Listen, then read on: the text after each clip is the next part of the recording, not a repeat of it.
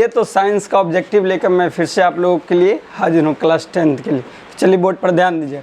Sulphur परमाणु की 72 कक्षा में इलेक्ट्रॉन की संख्या कितनी होती है? बोला जो सल्फर परमाणु है, कौन है? सल्फर परमाणु। तो उसका 72 कक्षा में इलेक्ट्रॉन कितना होता है? ठीक है, 72 कक्षा में इलेक्ट्रॉन कितना होता है? किसका? सल्फर का। ठीक है, सल्फर का कितना? ठीक है, तो बताइए कि सल्फर का 72 कक्षा में 4 गो होता है, 5 गो, 6 गो या 7 गो? बताइए क्या गो होता है? 6 गो। सल्फर के 72 कक्षा में क्या गो इलेक्ट्रॉन? 6 इलेक्ट्रॉन। ठीक है, 72 कक्षा में कितना इलेक्ट्रॉन? 6। पूछेगा सल्फर के 72 कक्षा में क्या गो इलेक्ट्रॉन होता है? तो क्या गो होता है? 6 गो। कोई दिक्कत? चलो आगे। ग्लूकोज के एक अणु में ऑक्सीजन के कितने परमाणु होते हैं? बोल रहा है जो ग्लूकोज है, क्या है? ग्लूकोज। तो उसमें ऑक्सीजन के कितने परमाणु होते हैं? ग्लूकोज का फॉर्मूला पता है? C6H12O6। यह है ग्लूकोज। क्या है ये? ग्लूकोज। ये क्या है बउआ? तो मॉरल जैसा का है, बोल रहे इतना लड़का है आवाज ना निकल रहा है। ये क्या है? ग्लूकोज। ग्लूकोज का फॉर्मूला बोलिए तो C6H12O6। तो यही में पूछा, देखो कि ग्लूकोज के एक अणु में ऑक्सीजन के परमाणु कितना है, यानी ऑक्सीजन के परमाणु कै गो है? तो देखो ऑक्सीजन कै गो है? 6 गो। यानी आंसर क्या होगा? 6 गो। ग्लूकोज के परमाणु में ऑक्सीजन पूछे तो ऑक्सीजन कै गो है? 6 गो। कार्बन पूछे तो कार्बन भी क्या गो है? 6 गो। हाइड्रोजन क्या गो है? 12। तो यहाँ से पूछेगा तो बता दीजिएगा ना। यहाँ से पूछेगा कि ग्लूकोज में कार्बन का परमाणु कितना है? तो 6 गो। हाइड्रोजन का परमाणु कितना है? तो 12 गो। अभी पूछा था ऑक्सीजन का परमाणु, तो ऑक्सीजन का परमाणु क्या गो है? 6 गो। कोई दिक्कत? चलो आगे। नई क्रांतीय चिन्ह परिपाटी के अनुसार दर्पण के सामने रखे गए बीम की बीम दूरी ली जाती। बीम मतलब होता है वस्तु। बीम मतलब होता है वस्तु। बीम मतलब क्या होता है? वस्तु। ठीक है, बीम मतलब बस। तो बोल रहा है कि नई क्रांतीय चिन्ह परिपाटी। देखिए ये मान लीजिए अवतल दर्पण। कौन सा दर्पण है? अवतल दर्पण। कौन सा दर्पण है बउआ? अवतल दर्पण।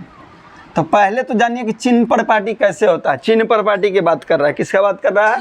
चिन्ह परिपाटी। तो यहाँ ये होता है मुख्य अक्ष। ऐसे घींचे इसको क्या कहेंगे? मुख्य अक्ष। ऐसे घींचे इसको मुख्य अक्ष कहेंगे। यहाँ होता है ध्रुव। यहाँ क्या होता है? ध्रुव। यहाँ क्या होता है? ध्रुव। क्या है? ध्रुव। आई है वक्रता केंद्र। सी क्या है? वक्रता केंद्र। एफ क्या है? फोकस।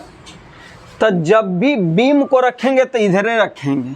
जब भी बीम रहेगा तो इज्जा रखे या इज्जा रखे, कहीं इधरे रखेंगे। बीम मतलब होता है वस्तु। बीम मतलब वस्तु। तो जब भी रखेंगे वस्तु को इधरे रखेंगे। और नापने का तरीका क्या है? देखिए मान लीजिए जहाँ पिलर है, खेत नापने वाला पिलर है, इन्हू नापना है तो इज्जे से नापेंगे, इज्जो नापना है तो इज्जे से नापेंगे। तो यदि आप ओन्ने माहे जा रहे हैं, इधर माहेजा से नाप रहे हैं, तब प्लस में रहेगा। इधर में माप रहे तो प्लस। यानी ये ध्रुव से ओन्ने माहे मापेंगे तो प्लस में, और ध्रुव से अन्य माहे मापेंगे तो माइनस में। ठीक है, इमेन पिलर है। पिलर के अन्य माहे नापे तो प्लस, और पिलर के अन्य माहे मापे तो माइनस। तो यहाँ वही बोला है कि बीम रख रहे तो वस्तु अन्य रखेंगे तो कैसा होगा? माइनस में कि प्लस में? क्योंकि देखो यहाँ वस्तु रखल है, एज्जा से हमको नापना है तो उल्टा आ रहे हैं चल के, तो उल्टा चल के आएंगे तो माइनस।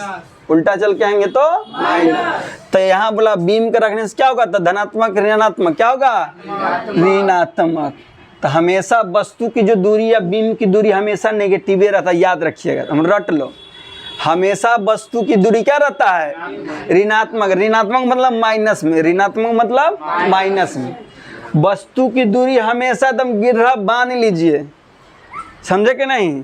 गिरहा एकदम बांध लो, हमेशा क्या आएगा? माइनस में। कभी भी पूछ दे कि वस्तु की दूरी किस में मापा जाता है तो माइनस में। आगे, पीत रस कहाँ से स्रावित होता है? कौन सा रस? पीत रस। पीत रस कहाँ से निकलता है? अग्न्याशय से, यकृत से, छोटी आंत से, या इनमें से कोई नहीं। तब जो पीत है, पीत कहाँ से निकलता है? यकृत से। पीत कहाँ से निकलता है? यकृत। हम लोग का शरीर का जो यकृत है, यकृत मतलब लीवर। यकृत मतलब लीवर। यकृत कहते हैं लीवर को, और लीवर में से निकलता है पीत रस। मुर्गा उर्गा कभी कटाने गए हैं, उसमें देखिए इतनी तन्नी को पीत रहता है, उसको आपको काट के हटा देता है।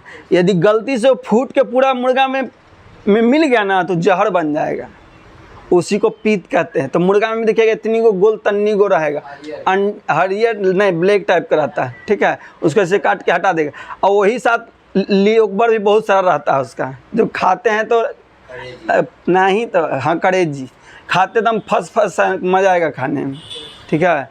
तो हम लोग को यकृत से क्या निकलता है? पीत रस। यकृत से क्या निकलता है? पीत रस। पीते रस को यकृते को लीवर कहते हैं। यकृत को क्या कहते हैं? लीवर, ना भूलिएगा। चलिए देखिए, खाएंगे तो मर जाएंगे सर। ये तो हम लोग को शरीर में जो पीत निकलता है पचाने का काम करता है।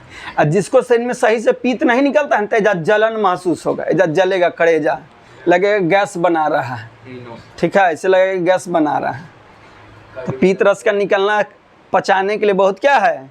जरूरी है। निम्नलिखित में कौन मलेरिया परजीवी है, यानी किससे मलेरिया होता है, ये पूछ रहा है। मलेरिया किससे होता है? तो प्लाज्मोडियम से, लिस्मेनिया से, प्रोटोजोआ या इनमें से कोई नहीं। तो मलेरिया किससे होता है? प्लाज्मोडियम से। बउआ याद रखो, मलेरिया किससे होता है? प्लाज्मोडियम से। मलेरिया किससे होता है? प्लाज्मोडियम से। जो मलेरिया है किससे होता है? प्लाज्मोडियम। परजीवी प्लाज्मोडियम क्या है? परजीवी है। इसी से क्या हो जाता है हमको? मलेरिया। इसी से क्या हो जाता है? मलेरिया। अब मलेरिया साफ जल में, मलेरिया वाला जो मच्छर है कैसा जल में जन्म लेता है? साफ जल में। याद रखिएगा, मलेरिया फैलाने वाला जो मच्छर होता है ना बउआ, मलेरिया फैलाने वाला जो मच्छर होता है ना, कैसा पानी में जन्म लेता है? साफ पानी में। फैलाता कौन है? प्लाज्मोडियम। कौन फैलाता है? प्लाज्मोडियम, ठीक है। समझ रहे हैं कि नहीं? एल्युमिनियम पर मोटी ऑक्साइड की परत बनाने की प्रक्रिया क्या कहलाता है? एल्युमिनियम है, मान लीजिए ये एल्युमिनियम है, एल्युमिनियम के ऊपर मोटा परत चढ़ा दिए। एल्युमिनियम के ऊपर क्या चढ़ा दिए? मोटा परत चढ़ा दिए। तो क्या होगा? उसको कौन सा प्रोसेस कहेंगे? ठीक है, एल्युमिनियम के ऊपर परत चढ़ा दिए तो कौन सा अभिक्रिया हुआ? ठीक है, तो एल्युमिनियम के ऊपर जस्तीकरण, एनोडीकरण, समृद्धीकरण या इनमें से कोई नहीं। तो क्या होता है? एनोडीकरण। क्या होता है? एनोडी। एल्युमिनियम पर ऑक्साइड चढ़ाइएगा, एल्युमिनियम पर क्या चढ़ाएंगे? ऑक्साइड चढ़ाएंगे। तो उस प्रक्रिया को, जैसे खाना बनाने तक क्या कहते? कुकिंग कहते हैं, खाना बनाना कहते हैं, ठीक है। तो वैसे ही एल्युमिनियम पर यदि मोटी परत ऑक्साइड का चढ़ा रहा है तो प्रक्रिया को क्या कहेंगे? एनोडीकरण। यानी क्या कर रहे हैं? एनोडीकरण, ठीक है। एल्युमिनियम पर परत चढ़ाते तो उसको क्या कहते हैं? एनोडीकरण। क्या कहते हैं? एनोडीकरण। आगे देखो, चलो। मानव नेत्र की दूरबिंदु कितना है? मानव नेत्र का दूरबिंदु कितना है? दूरबिंदु अनंत। दूरबिंदु आँख है मनमंता दूरी देख सकता है, जहां मन वहां तक, इसी को कहते हैं दूरबिंदु। जहां मन वहां तक देख सकता है, यानी आँख का दूरबिंदु उसको कहते हैं। तो दूर कितना देख सकते हैं? अनंत। दूर कितना देख सकते हैं? अनंत। और नजदीक देखना है तो 25 सेंटीमीटर। नजदीक देखना है तो 25 सेंटीमीटर। यानी आंख नजदीक देखेगा 25 सेंटीमीटर, यानी निकट बिंदु है 25 सेंटीमीटर और दूर बिंदु है अनंत। किसका? आंख का। किसका? आंख। आंख में प्रतिबिंब कहाँ बनता है? जैसे तुमको देख रहे हैं हम, या आप हमको देख रहे हैं, तो इसका प्रतिबिंब कहाँ बन रहा है? फोटो कहाँ बन रहा है? रेटिना पर। कहाँ बनता है? रेटिना पर। अब पता है कैसा? उल्टा बनता, गड़मुड़ी है। देख रहे तुमको सीधा, लेकिन बन रहा है वहाँ गड़मुड़ी है। गड़मुड़ी मतलब उल्टा, गड़मुड़ी मीन्स उल्टा। अब फिर दिमाग में जाके सीधा होता है। कहाँ जाके सीधा होता है? दिमाग में जाके। तो आंख में प्रतिबिंब बना रेटिना पर। कहाँ बना? रेटिना पर। कैसा बनता है? वास्तविक और उल्टा। एकदम याद रखिएगा। पूछता है कि आंख में प्रतिबिंब कहाँ बनता है, तो रेटिना पर। कहाँ बनता है? रेटिना। कैसा बनेगा? वास्तविक और उल्टा। ठीक है, आगे चलो। देखो, कौन सी गैस वैश्विक उष्मा के लिए उत्तरदायी है? वैश्विक उष्मा मतलब देख रहे हैं कितना गर्मी बढ़ रहा है। अभी ठंडा के दिन में आपको गर्मी लगता है कि नहीं? तो वैश्वीकरण उष्मा के कारण। अब देखते हैं कि वातावरण में क्या हो गया कि पेड़ पौधा काट दिए, पेड़ पौधा क्या कर दिए? काट दिए, तो गर्मी बहुत होने लगा, यानी कार्बन डाइऑक्साइड बहुत ज़्यादा बढ़ गया। तो वैश्वीकरण उष्मा के कारण कौन सा गैस है? Carbon dioxide. वातावरण में जो कार्बन डाइऑक्साइड की मात्रा बढ़ गया उसके कारण गर्मी ज्यादा लगता है, तो इसी कहते हैं वैश्वीकरण। तो वैश्वीकरण के कारण कौन गैस है? Carbon dioxide. ठीक है।